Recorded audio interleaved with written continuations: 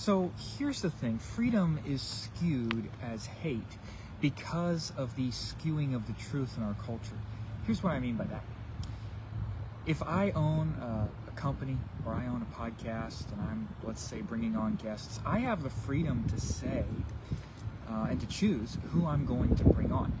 Let me try to illustrate that. And again, this is where freedom of being able to make choices and to run my own business, or to be able to make a decision in the example of the podcast I just said, this is where what I'm about to say would be considered hate because of the skewing of the truth in culture. If I'm doing a Christian podcast and I have someone who is identifying as a gay Christian that wants me to interview them, here's where that's a problem. Those two things are not biblically congruent.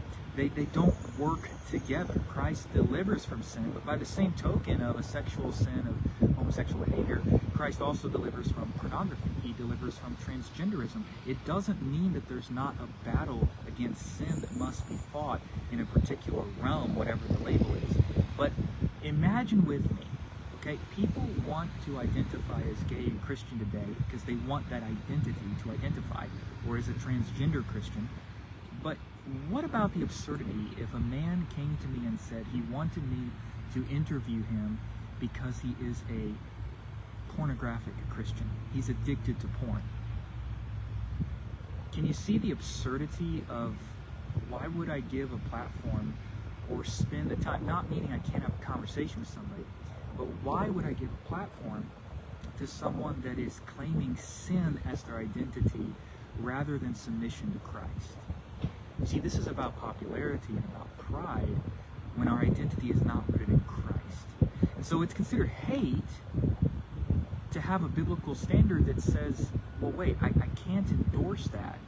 And if I would be encouraging or bringing you on identifying as that and agreeing with that, because that's your platform and identity, am I not participating in sin? It reminds me of the pronouns thing you've seen. So, it's not hate to have a biblical standard. To speak the truth in love means that we still have to speak the truth. It also means we may have some boundaries. But it also means not participating in or affirming in something does not equal hate. It's actually the most loving thing we can do to refuse to go along with something untrue. To refuse to agree with a false identity that is not congruent with the Bible, especially when you're doing so in the name of Christ.